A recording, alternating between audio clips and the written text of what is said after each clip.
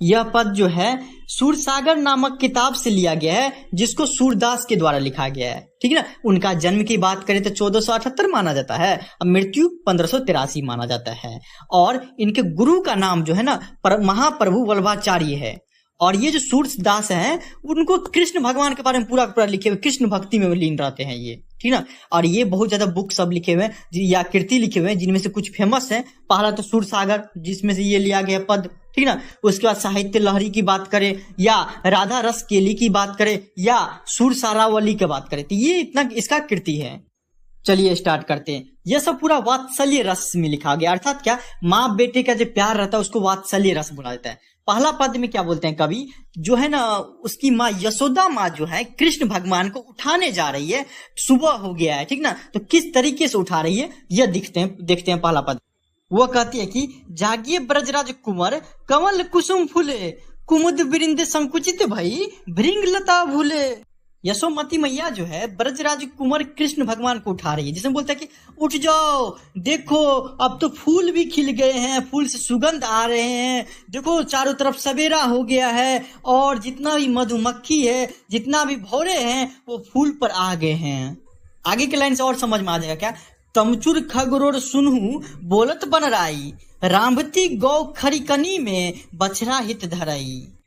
उसकी माँ बोलती कि देखो चारों तरफ बउआ, मुर्गा बांग दे रहा है, पक्षी चैं चैं चैं करके कोलाहल कर रहा है, गाय भी मैं मैं मैं करके चिल्ला रहा है ताकि उसका बछड़ा को खोल दे ताकि दूध पिए। ठीक ना। चारों तरफ देख लो, सब जग गए हैं। आगे, विधु मलिन रवि प्रकाश गावत नर नारी, सूर्य श्याम प्रातः उठे अंबुज कर धारी। उसकी माँ बोलती है कि चंद्रमा की प्रकाश अब जा रही है और सूरज का प्रकाश देखो धीरे धीरे धूप और बढ़ा जा रहा है, अब तो उठ जाओ, अब तो उठ जाओ। चारों तरफ गीत गाए जा रहे हैं। ठीक ना। पक्षी के द्वारा, गाय के द्वारा गीत गाया जा रहा है। अब कितना देर सोओगे, हे कृष्ण, हे श्याम, अब जाग जाइए, सवेरा हो गया है। आप लोग भी बताइए कि आपकी मम्मी सब कैसे जगाती है, कमेंट जरूर करिएगा।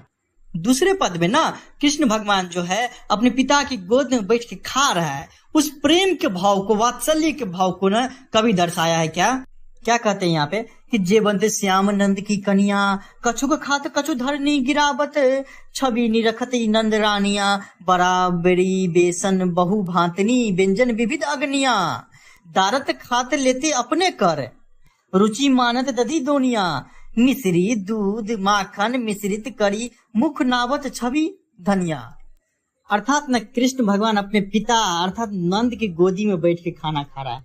उसके खाने के लिए 1000 तरीके का आइटम बना दिया गया है। दूध की बात करें, बेसन का बात करें, बड़ी का बात करें, माखन की बात करें, मिश्री का बात करें, मतलब 1000 तरीका का उसके पास खाना के लिए है। और वो बचपन का भाव प्रकट करते हैं, अर्थात कुछ खाते हैं, छोटा छोटा हाथ रहता है तो मुंह में जाता है, कुछ जमीन पे गिर जाता है। यह ना वात्सल्य भाव को दिखा रहा है। आगे के लाइन से और स्पष्ट हो जाएगा क्या। आपुन खाते नंद मुख नावत, 100 छवि कहत न बनिया, जो रस नंद जसोदा बिलसत, 100 नहीं तिहुई भवनिया, भोजन करी नंद अचमन लिनियो, मांगत सुर जुठनिया। अर्थात एक ही प्लेट में कृष्ण भगवान भी खाते रहते हैं और उनके पिताजी भी खाते रहते हैं। उनके पिताजी थोड़ा सा खाना लेके उसके मुंह में देते हैं तो थोड़ा गिर जाते रहता है। ठीक ना। उसी प्लेट में गिर जाते रहते हैं और एकदम जूठा ही उसके पिता जो है खाते रहते हैं। उस पे जो यशोमती मैया देख के बहुत प्रसन्न होती है। आप बोलती है क्या कि यह जो मतलब माँ और बेटे का प्यार है और बाप का जो प्यार है, उसको तीनों लोक में कोई भी वर्णन नहीं कर सकता है। ठीक, तीनों लोक में कोई भी वर्णन नहीं कर सकता। ये प्यार ऐसा ही, वात्सल्य ऐसा ही है।